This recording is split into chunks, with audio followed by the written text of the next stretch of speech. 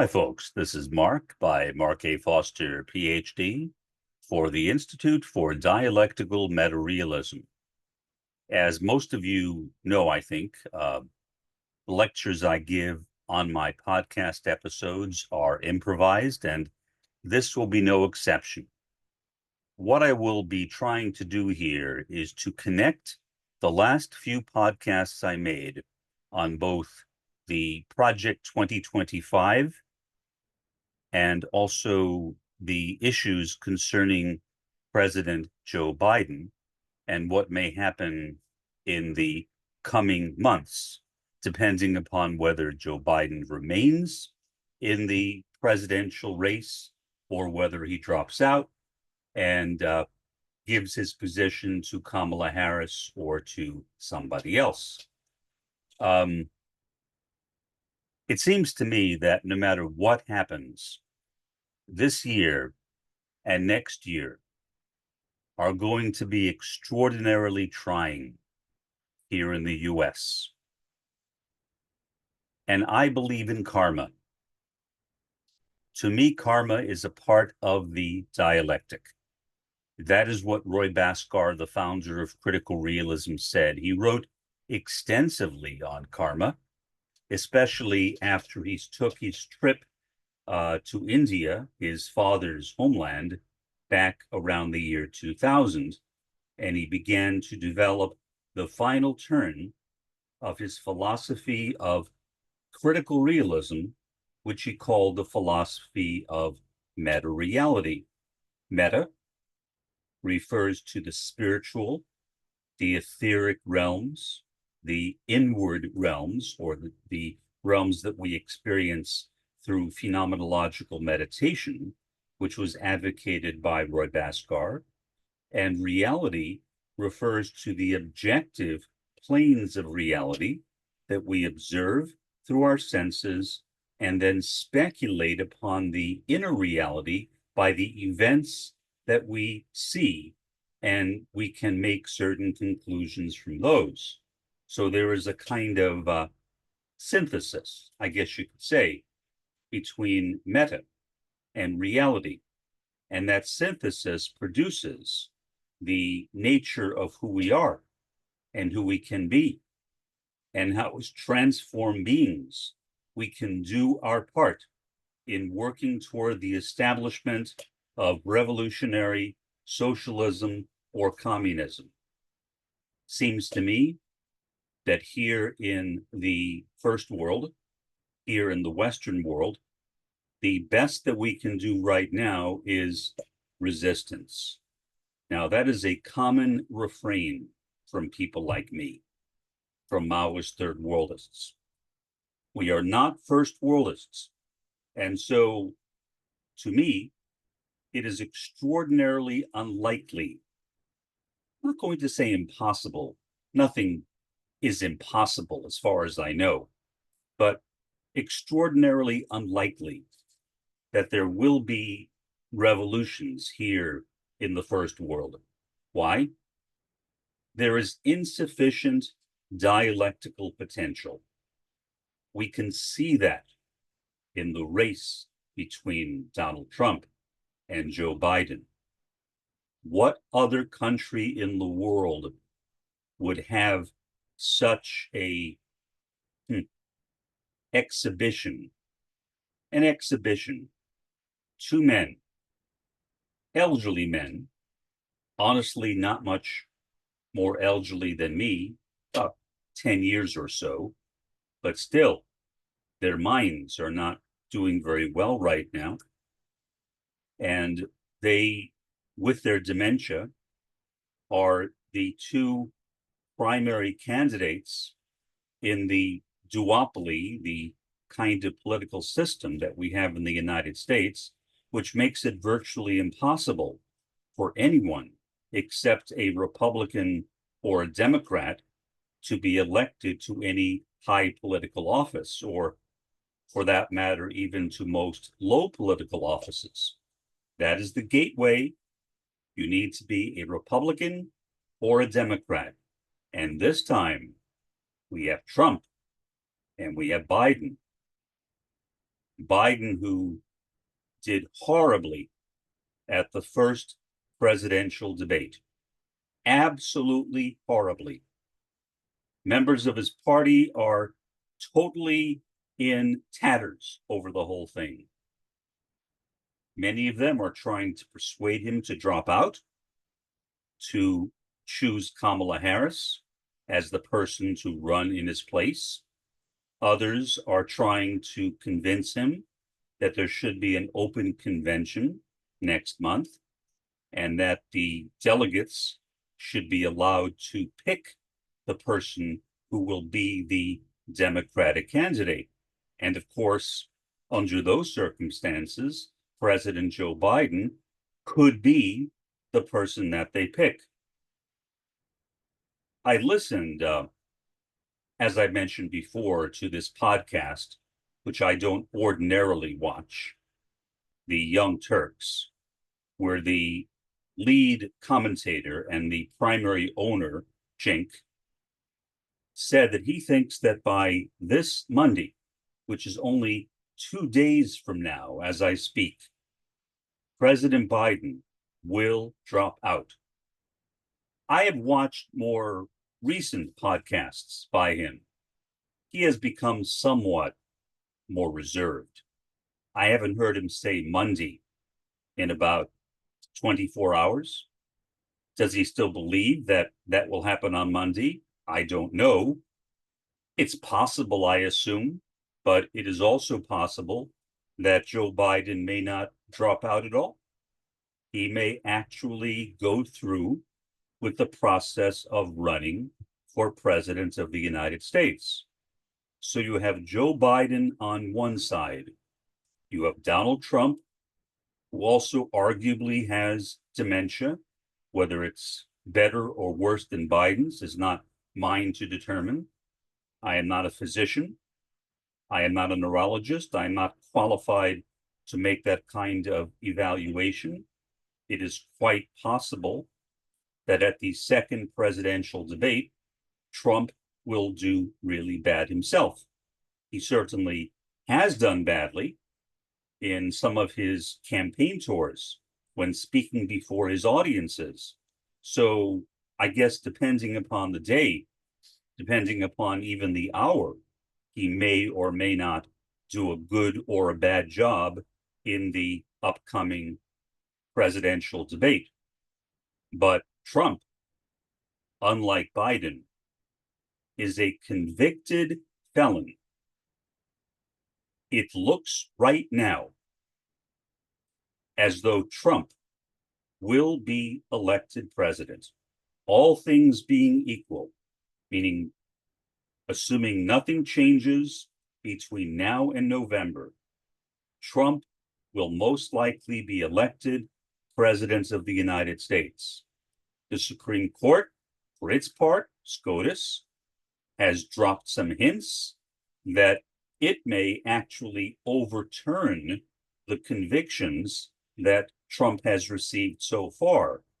The next trial, which was supervised by a Republican appointed judge appointed by Trump, has delayed the date of the trial, which was not entirely unexpected, which may be an advantage to Trump, but then again, it may not. Say during that trial, horrendous evidence is presented against Trump, and that will be just a month before the presidential election. Surely that will do nothing to help Donald Trump in the eyes of the general public. So basically, what I can say is that realistically, nobody really knows what will happen between now and then. It is nice to guess. Maybe it is even fun. Some people treat it as a kind of sport. But guessing when it comes to political outcomes is always a hazardous business because your chances of being successful must always be weighed against the fact that there is also perhaps an equally good chance that you may be totally wrong. So again, who knows what will happen in November? But either way, there are going to be serious problems. If Biden miraculously or some other Democrat becomes president of the United States, there will most likely be MAGA demonstrations against that person, arguing that the vote was stolen. There are already preparations being made right now for Republican attorneys to go to court to challenge the results of an election if Biden or some other Democrats, say Kamala Harris, is elected president of the United States. But then, say Donald Trump is elected, well, we may have a dictatorship in the making. We may have Project 2025 on the horizon. As I said yesterday, a blatantly anti-Semitic document, because the director of the project, in his own preface or prologue to that document, references cultural Marxism.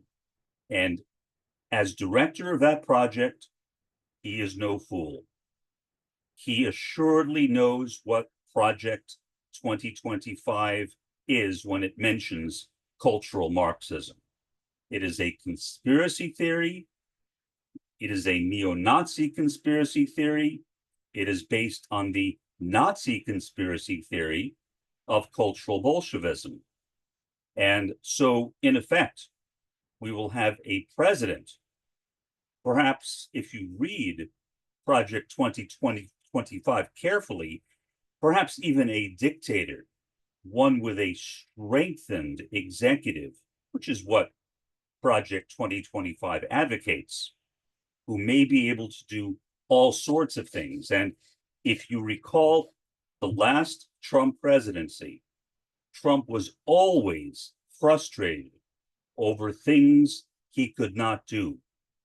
One example, I remember when he wanted to give the State of the Union address before the House. At that time, Nancy Pelosi was the Speaker of the House, and Trump, who knows very little about politics, made an announcement, "I will be there." And Nancy Pelosi said, "No, you won't." And he said, "Yes, I will." At that point, I assume somebody took Trump off to the side and whispered into his ear and said, "If Nancy Pelosi says you will not give your State of the Union address on that date, you can't give it. You will not be allowed in there. You are a president. You are not a dictator." And so Trump backed down. He had no alternative. Trump loves power. Project 2025, whether Trump likes that document or dislikes it, maybe both in different respects, will now have relatively free rein to do exactly what he wants. That, to me, strikes me as a very frightening prospect. Now, am I frightened personally? No, because my objective, as I've said before, is to see an end to the First World.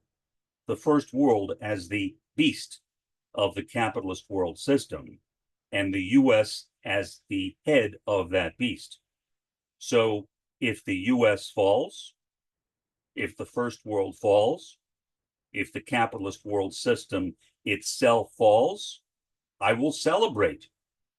I truly will. I realize that there will be a certain amount of suffering, perhaps considerable suffering, and for that I will certainly not celebrate. But at least for the first time, there will be an opportunity given to the third world and maybe to the fourth world to begin the process of revolutions leading I hope, to some type of revolutionary socialism or communism. Nothing is guaranteed. There are no guarantees in communism when it comes to the ultimate result.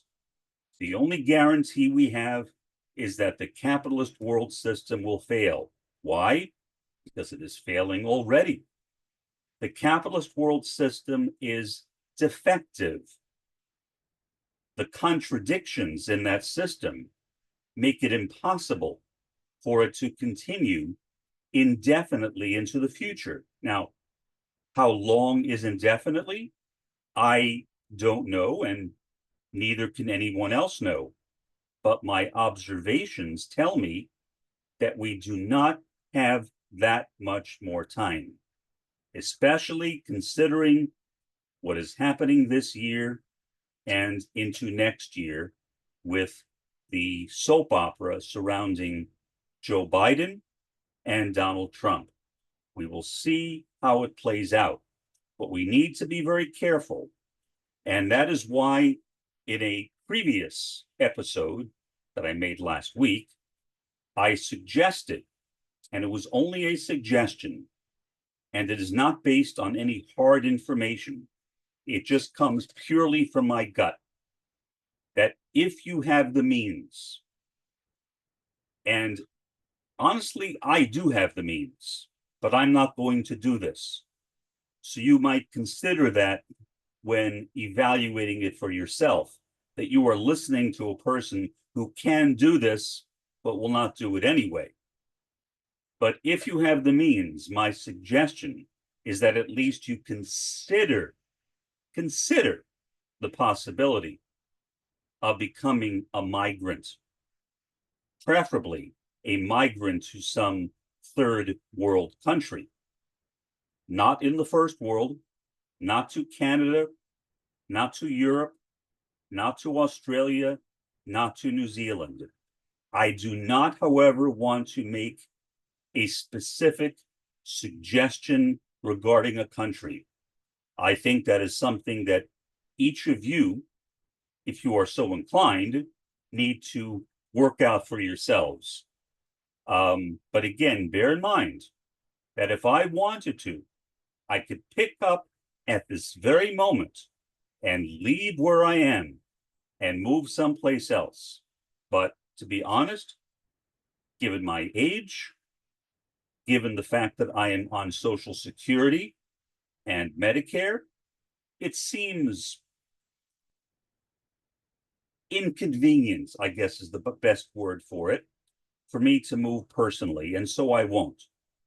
At my age, who cares? If I die, if I suffer, if I experience tremendous calamities, it's not going to be the end of the world. But if you are young, if you are in your teens, your 20s, your 30s, or even your 40s, I hope that you will at least consider this. And please don't say that I am suggesting that you do it. I am not. This is not a suggestion. This is only a recommendation for reflection, because I think it is something that, given the difficult times that we are in, and perhaps the even more difficult times that we are about to enter, that we should each sit back and reflect on where we are, what our means are, what type of job opportunities we might have if we were to move, and then make a sane, a calm, and a rational decision, not to make a decision based on pure emotion. Emotion is fine. This is a very emotional time in which we live, but don't make a decision based solely on emotion. Make sure that you focus on what is rational, what is reasonable for you and your own unique situation. For the time being, this has been Mark, by Mark A. Foster, Ph.D., for the Institute for Dialectical Meta-Realism. Have a pleasant day and an even better day tomorrow.